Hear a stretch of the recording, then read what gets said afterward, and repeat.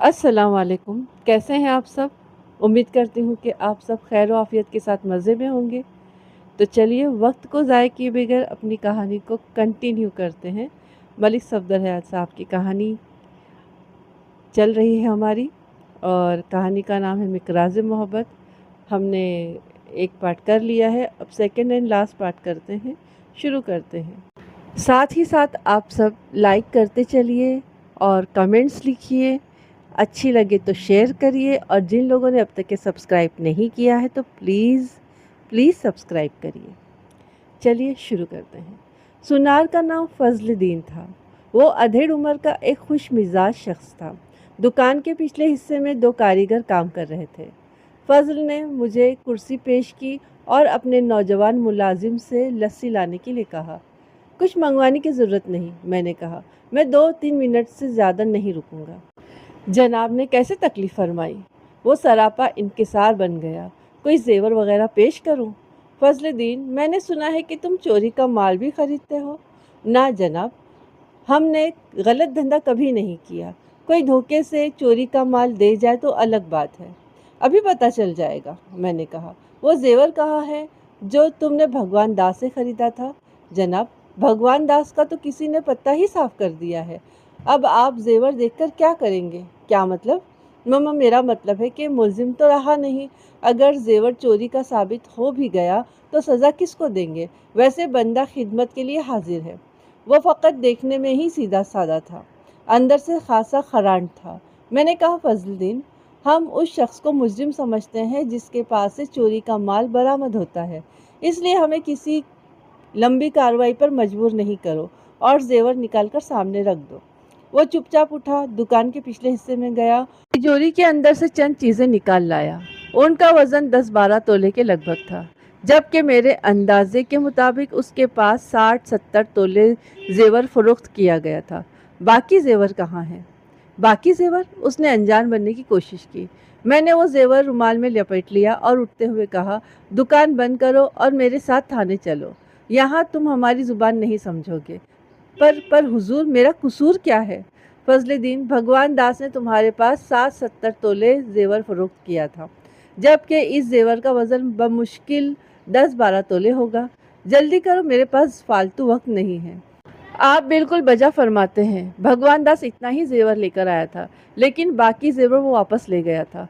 वापस क्यों ले गया था? उसके दामाद ने मुझे बताया कि तुमने सारा ज़ेवर खरीद लिया था, सिर्फ अदायगी बाकी थी। उसने कदरे तज़ब्ज़ुब के बाद कहा, उसे मुझसे बेहतर गाहक मिल गया था। फजलुद्दीन, तुम्हारी बातें मुझे शक में डाल रही हैं। जो कुछ कहना है एक ही दफ़ा क्यों नहीं कह देते? 3 रोज़ पहले भगवान दास तुमसे रकम वसूल करने के लिए घर से निकला था। उसके बाद उसे चौधरी नूर इलाही के घर जाना था। इस थोड़े से वक्त में उसे दूसरा गाहक किस तरह मिल गया? वो कुछ देर के लिए खामोश हो गया और 2-3 दफ़ा पहलू बदला। यूँ मालूम होता था कि वो सख्त तज़ब्ज़ुब का शिकार था। कोई ऐसी बात थी जिसे बयान करने में उसे दिक्कत महसूस हो रही थी। मलिक साहब, मैं आपके सवाल का जवाब तो दे देता हूँ, पर मेरा नाम बीच में नहीं आना चाहिए। फिक्र नहीं करो, मैंने उसे तसल्ली दी। मेरे होते हुए तुम्हारी तरफ कोई आँख भी उठाकर नहीं देख सकता।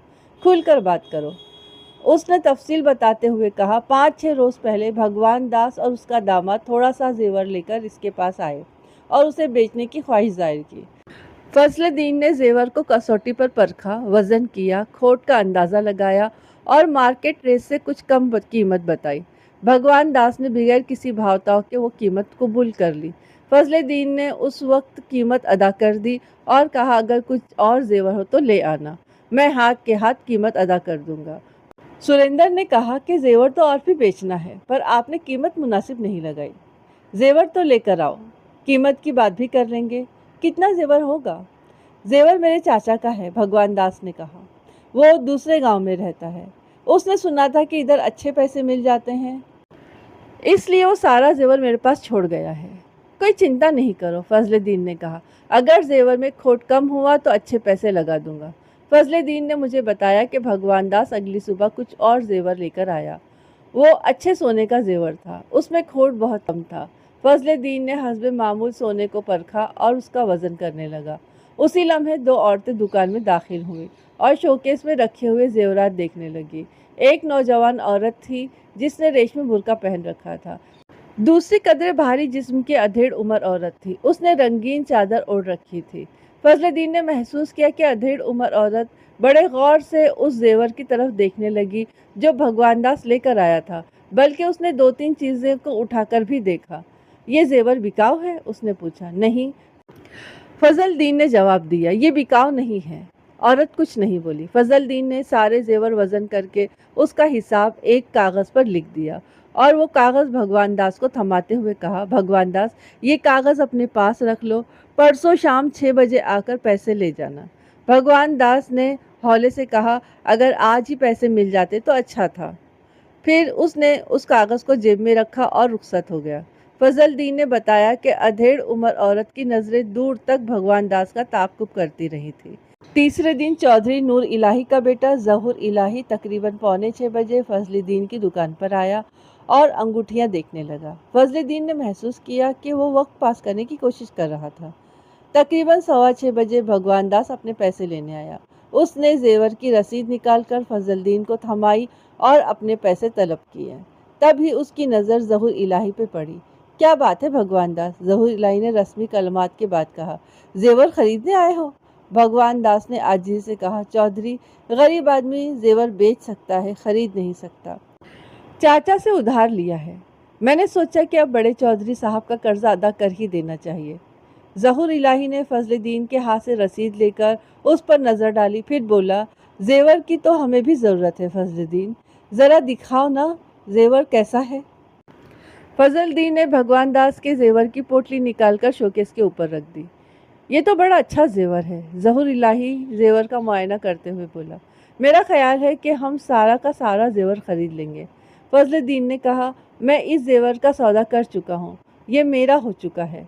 पैसे तो नहीं दिए ना अभी? ज़हूर इलाही ने कहा, हम तुम्हें कमीशन दे देंगे। भगवान दास हमारा कर्जा अदा करने के लिए जेवर बेच रहा था। हम रकम के बजाय जेवर लेने के लिए तैयार हैं और कीमत तुमसे ज़्यादा ही लगाएंगे। उसने पोटली बांधी और भगवान दास से बोला, आओ घर चलकर बात करते हैं।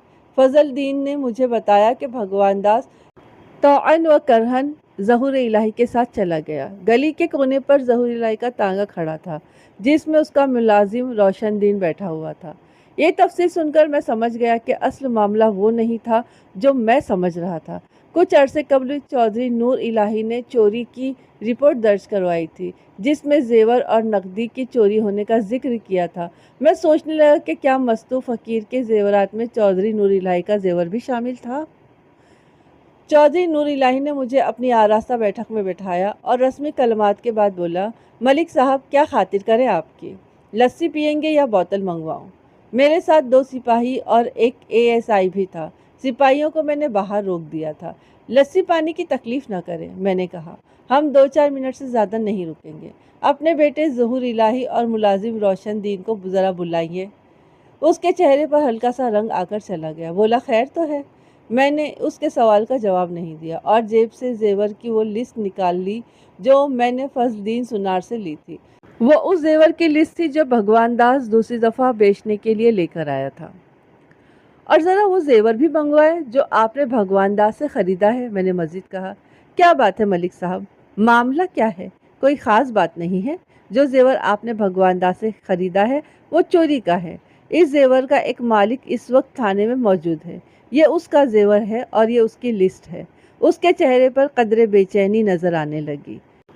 बोला, बात यह है कि भगवान दास ने मेरा कर्जा अदा करना था और जिस जेवर की आप बात कर रहे हैं वो उसने कर्जे की अदायगी के सिलसिले में दिया है और आप कह रहे हैं कि वो चोरी का जेवर है। आप जेवर तो मंगवाए, मैंने नरमी से कहा। देख लेने में क्या हर्ज है? अगर वो चोरी का ना हुआ तो बात ख़त्म हो जाएगी। उसी इसना में उसका बेटा ज़हूर इलाही कमरे में दाखिल हुआ। वो कुछ फिक्रमंद सा दिखाई दे रहा था। गालिबन वो हमारी आमद का सुनकर ही आया था। चौधरी ने उससे कहा, पुत्र, अपनी माँ से वो जेवर ले आना जो भगवान दास ने उसके कर्जे के हिसाब में दिया था। ज़हूर इलाही 22-23 साल का सेहतमंद नौजवान था। उसने कुछ कहने का इरादा किया मगर फिर बाप का इशारा पाकर खामोशी से अंदर चला गया। चंद लम्हों के बाद वो अपनी माँ के हमरा वापस आया। اس کی ماں کا نام بعد میں خیرالنساء معلوم ہوا۔ اس نے ریشمی چادر اوڑھ رکھی تھی اور قدرے بھاری جسم کی رعبدار عورت تھی۔ فضل الدین نے جن دو عورتوں کا ذکر کیا تھا وہ ان میں سے ایک معلوم ہوتی تھی۔ معاملہ کچھ یوں معلوم ہوتا تھا کہ بھگوان داس جو زیور فروخت کرنے کے لیے لے گیا تھا اس میں چودھری کے گھر سے چوری ہونے والا زیور بھی تھا، اور خیرالنساء نے فضل الدین سنار کی دکان پر وہ زیور پہچان لیا تھا۔ نیز اس نے یہ بھی سن لیا تھا کہ بھگوان داس 2 روز کے بعد زیور کی قیمت وصول کرنے آئے گا۔ اس بات کا اس نے گھر میں ذکر کیا ہوگا، لہٰذا چودھری نے ٹھیک 5:45 ظہور الہی اور روشن دین کو سنار کی دکان پر بھیج دیا۔ اس سے آگے کا حال آپ پہلے ہی سن چکے ہیں۔ اب دیکھنے والی بات یہ تھی کہ چودھری نور الہی کے گھر سے نکلنے کے بعد بھگوان داس کہاں گیا تھا اور اس پر کیا آفت نازل ہوئی تھی۔ خیرالنساء کے ہاتھ میں ٹین کا ایک خوبصورت ڈبہ تھا۔ اس ڈبے کے اندر زیورات تھے۔ کیا بات ہے تھانے دار صاحب؟ خیرالنساء نے مدافعانہ انداز میں پوچھا۔ آپ نے یہ زیورات کیوں منگوائے ہیں؟ میرا خیال ہے کہ ان میں کچھ چوری کے زیورات ہیں، میں نے بدستور نرمی سے کہا۔ اگر میں سخت رویہ اختیار کرتا تو بات بگڑ بھی سکتی تھی۔ تھانے میں موجود مست رام نامی ایک شخص کا دعویٰ ہے کہ یہ زیورات اس کے ہیں۔ لو جی، اور سن لو۔ خیرالنساء نے صحیح ناقص العقلی کا مظاہرہ کیا۔ اس مست رام کو ذرا میرے سامنے تو لائے۔ یہ تو ہمارے زیور ہیں، میں نے تو فضل الدین کی دکان پر ہی اس کو پہچان لیا تھا، ہمارے پاس اس کی رسیدیں بھی موجود ہیں۔ اس کے اس فکرے سے ثابت ہوا کہ میری تھیوری بالکل درست تھی۔ میں نے انجان بنتے ہوئے کہا، مگر چودھری صاحب تو کہتے ہیں کہ انہوں نے یہ زیورات اپنے قرضے کے حساب میں وصول کیے ہیں۔ چودھری خاصی تیز تھی، اپنے خاوند کی طرف دیکھتے ہوئے بولی، کیوں جی، یہ میں کیا سن رہی ہوں؟ چودھری نے تیوری چڑھائی اور برہمی سے بولا، تجھے کتنی دفعہ کہا ہے کہ بے سوچے سمجھے منہ سے بات نہ نکالا کر، اپنا منہ کھولا نہ کر، ڈبہ ادھر رکھ دے اور اندر چلی جا۔ خیرالنساء نے گہرا سانس لیا اور ڈبہ میز پر رکھ کر غصے سے سر جھٹکتی ہوئی اندر چلی گئی۔ اس کے جانے کے بعد چودھری نے کہا، عورتوں کو فضول باتیں کرنے کی بہت زیادہ عادت ہوتی ہے۔ میں نے ڈبہ کھولا اور زیورات اپنی لسٹ کے مطابق چیک کرنے لگا۔ لسٹ کے مطابق ان کا وزن تقریباً 55 تولے تھا۔ چودھری اور اس کا بیٹا خاموشی سے اس کارروائی کو دیکھتے رہے۔ اپنا کام ختم کر کے میں نے ڈبہ بند کیا اور چودھری سے کہا، چودھری صاحب، مجھے ضابطے کی کارروائی مکمل کرنے کے لیے زیورات تھانے لے جانے پڑیں گے۔ جیسا کہ میں آپ کو بتا چکا ہوں، کچھ اور لوگوں کا بھی ان زیورات پر دعویٰ ہے اور آپ کی چوری کی رپورٹ بھی ہمارے ریکارڈ میں موجود ہے۔ آپ اپنا کوئی آدمی میرے ساتھ کر دیں، کارروائی مکمل ہونے کے بعد میں آپ کی چیزیں آپ کے پاس واپس بھجوا دوں گا۔ وہ متذبذب نظر آنے لگا۔ میں نے ڈبہ ASI کو تھما دیا اور جانے کے لیے کھڑا ہو گیا۔ ظہور الہی نے کہا، ملک صاحب، یہ تو آپ زیادتی کر رہے ہیں۔ برخوردار، تفتیش کے دوران میں بہت کچھ کرنا پڑتا ہے۔ جس چور نے یہ مال چوری کیا تھا وہ تھانے میں بند ہے اور تقریباً اتنا ہی زیور جو ہم نے ایک دوسری جگہ سے برآمد کیا ہے تھانے میں رکھا ہوا ہے۔ ہو سکتا ہے اس میں بھی تمہارا کچھ زیور ہو۔ تم ایسا کرو کہ اپنے زیور کی رسید لے کر تھانے پہنچو۔ ابھی تک میں نے بھگوان داس کے قتل کا ذکر نہیں کیا تھا اور میں محسوس کر رہا تھا کہ چودھری بڑی شدت سے اس ذکر کی توقع کر رہا تھا۔ مجھے اس معاملے میں چپ دیکھ کر اسے خود ہی بولنا پڑا۔ اس نے کہا، سنا ہے بھگوان داس کو کسی نے قتل کر دیا ہے؟ ہاں، میں نے مختصر سا جواب دیا۔ اس سلسلے میں ہم نے 2 مشتبہ افراد کو گرفتار بھی کر لیا ہے۔ امید ہے جلد ہی وہ اقرار جرم بھی کر لیں گے۔ یہ سن کر اس کے چہرے پر اطمینان سا نظر آنے لگا، اور وہ اطمینان خاصا قابل غور تھا۔ چودھری نے اپنے ملازم روشن دین کو نہیں بلایا تھا۔ میرے ذہن میں ایک ترکیب آئی۔ فضل الدین سنار نے مجھے بتایا تھا کہ روشن دین چودھری کا تانگا بھی چلاتا تھا۔ میں نے چودھری سے کہا، آپ کا تانگا فارغ ہوگا، اپنے ملازم سے کہے کہ ہمیں تھانے چھوڑائے۔ چودھری نے لمحہ بھر سوچا، پھر اپنے بیٹے سے کہا، روشن دین سے کہو کہ ملک صاحب کو تانگے میں تھانے چھوڑائے۔ روشن دین 30-32 سال کا ایک قویل جیسا شخص تھا اور لڑائی جھگڑے کے سلسلے میں 2-3 دفعہ حوالات کی ہوا بھی کھا چکا تھا۔ تھانے کے سامنے پہنچ کر میں نے کہا، روشن دین، 2 منٹ کے لیے ہمارے ساتھ اندر چلو، تمہارے ساتھ 2-4 باتیں کرنی ہیں۔ جناب، مجھے رکنے کا حکم نہیں ہے، اس نے بے پرواہی سے کہا۔ چودھری صاحب نے مجھے فوراً واپس پہنچنے کی ہدایت کی ہے، میں رک نہیں سکتا۔ مجھے معلوم تھا کہ وہ آسانی سے بات نہیں مانے گا۔ اس وقت وہ تانگے کے ڈنڈے پر بیٹھا ہوا تھا اور گھوڑے کو حرکت دینے کا ارادہ کر رہا تھا۔ میں نے اس کا گریبان پکڑا اور زور سے نیچے کی طرف جھٹکا دیا۔ तेरे बाप को भी रुकना पड़ेगा। ओ जनाब, ये क्या कर रहे हैं आप? वो गिरते गिरते बचा और लड़खड़ाता हुआ तांगे से नीचे आ गया। आप मेरी बात तो सुने, मेरा कसूर क्या है जी? मैंने उसका तांगा एक दरख्त के नीचे खड़ा करवा दिया और उसे अंदर ले गया। रोशनदीन भगवान दास को तो जानते हो ना? मैंने उससे पूछा। हाँ जी, थोड़ा बहुत जानता हूँ। शाबाश, मुझे उम्मीद है कि तुम इसी तरह सच बोलते रहोगे। मैंने उसके कंधे पर हाथ रखा। 7 तारीख को शाम के 6 बजे तुमने भगवान दास को फजलुद्दीन सुनार की दुकान से उठाया। उस वक्त उसके पास जेवरात की एक पोटली भी थी। वो जेवरात इस डब्बे के अंदर मौजूद है। जरा सोच कर बताओ कि तुम और ज़ुहूर इलाही भगवान दास को कहाँ लेकर गए थे और उसके साथ क्या सलूक किया था। उसके चेहरे पर खौफ सा उतर आया था। बोला, जनाब, मैं चौधरी का नौकर हूँ, उनके हुक्म पर अमल करता हूँ। उन्होंने तुम्हें क्या हुक्म दिया था? मैंने पूछा। तुमने भगवान दास को कहाँ पहुँचाया था? हम लोग सीधे चौधरी की हवेली पर गए थे। मैंने पूछा, उसके बाद क्या हुआ था? जनाब, मैं उसे हवेली पहुंचाकर अपने अपने घर चला गया था। मैंने उस बुढ़े पर हाथ नहीं उठाया था। बेख्याली में उसके मुंह से एक बात निकल गई थी और वो बात काम की थी। मैंने पूछा, तुमने हाथ नहीं उठाया था तो फिर किसने हाथ उठाया था? ये तो जी चौधरी को ही पता होगा। बात वाज़े होने लगी थी। भगवान दास एक मामूली जमींदार था और चौधरी का मकरूज भी था। सितम बालाए सितम ये कि वो चौधरी के चोरी शुदा जेवर से ही उसका कर्जा अदा करना चाहता था। ये बात चौधरी की गैरत को ललकारने वाली थी। वो ऐसे शख्स को शाबाशी देकर घर तो नहीं भेज सकता था। मैंने रोशन दीन का कंधा थपथपाते हुए कहा, जो कुछ तुम हमें बताओगे उसका हम चौधरी से जिक्र नहीं करेंगे। ये बताओ कि भगवान दास को बड़े चौधरी ने ज़्यादा मारा था या छोटे चौधरी ने? पता नहीं, बड़े चौधरी जी तो जेवर लेकर अंदर चले गए थे। ये तो तुम्हें पता होगा कि ज़हूर इलाही ने भगवान दास को कहाँ बंद करके मारा था, हवेली में या किसी और दूसरी जगह पर? पता नहीं जी, वो उसे लेकर बाड़े की तरफ चला गया था। मैं काफ़ी देर तक उससे पूछगछ करता रहा। उसके जवाबात से कम ये बात तो वाज़ेह हो गई थी कि भगवान दास को चौधरी ने बहुत बुरी तरह मारा था। जैसा कि मैं पहले ही बता चुका हूँ, भगवान दास के जिस्म पर गोली या तेज धार आले का कोई जख्म नहीं था।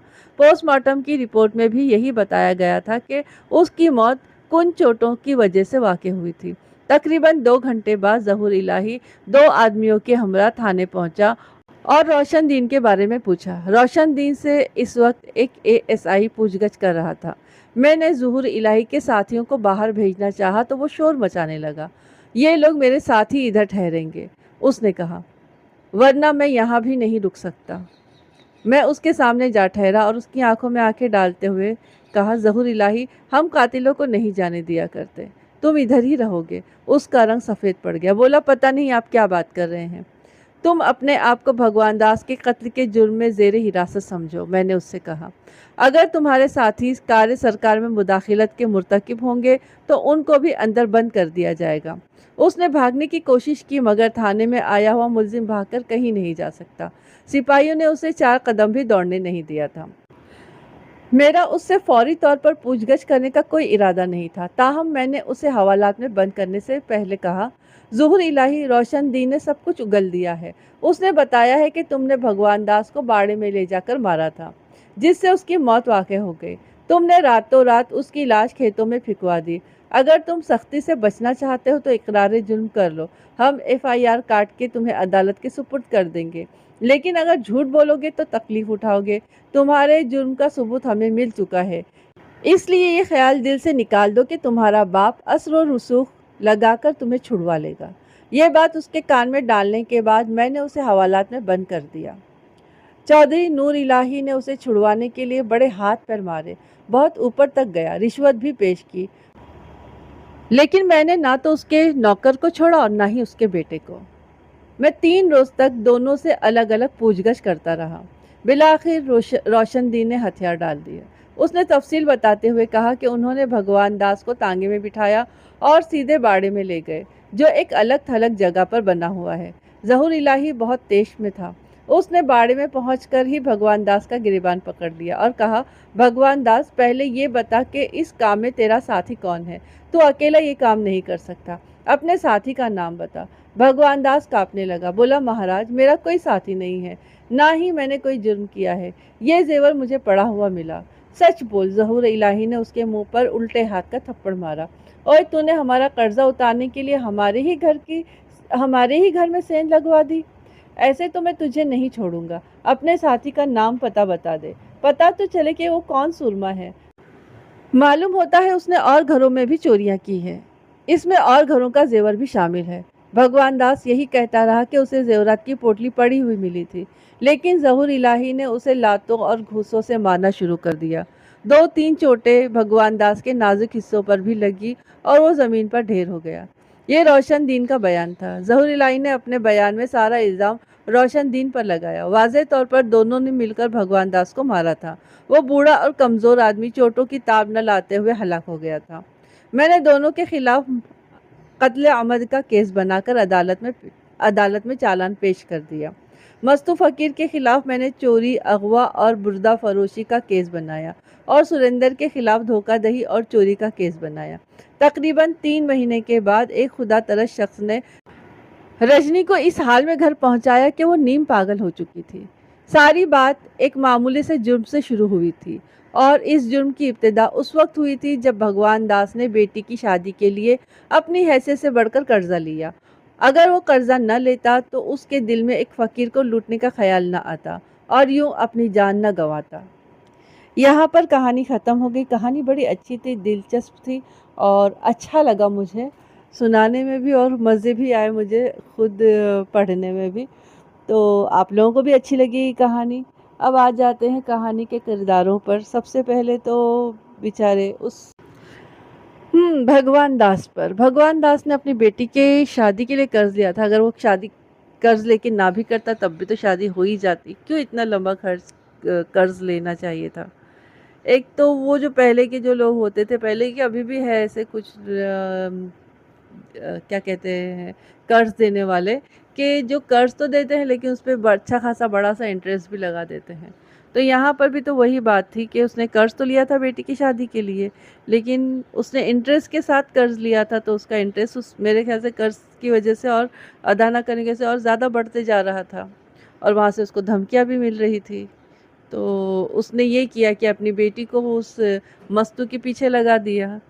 उसको लगा था, उसको इस बात का एहसास था कि मस्तू के पास अच्छा खासा माल है और वो लड़की भी अपने बाप से इतनी मोहब्बत करती थी कि वो भी चल पड़ी उस रास्ते पर फ़ायदा किसका हुआ? किसी का नहीं हुआ।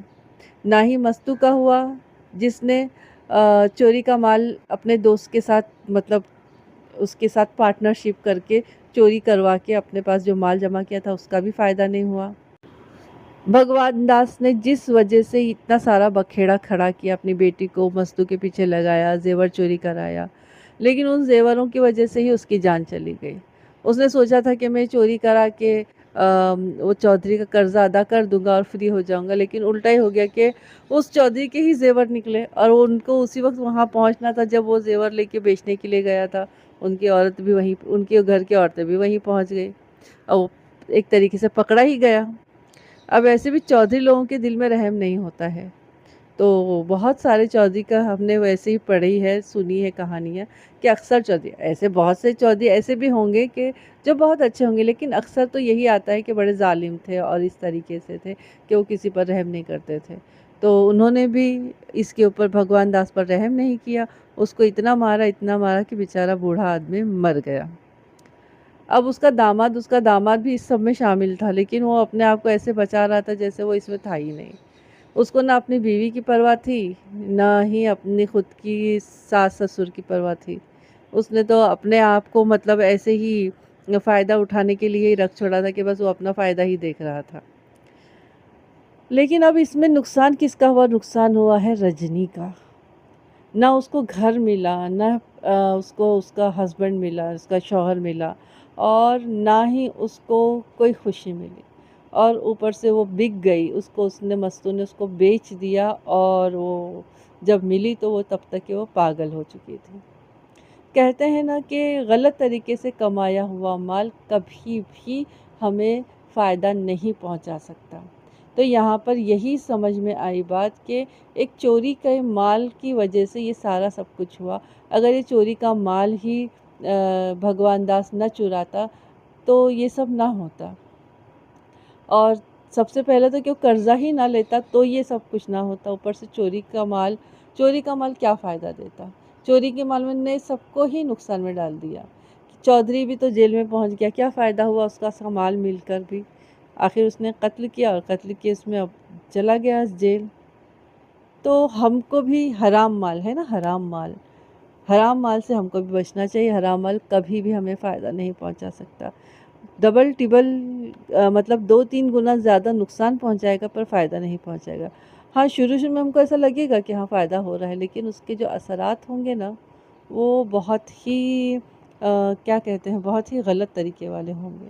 تو ہم کو اللہ تعالیٰ ان ساری چیزوں سے، حرام کاریوں سے، حرام مالوں سے اللہ تعالیٰ بچائے رکھے، ہمارے ایمان کو سلامت رکھے.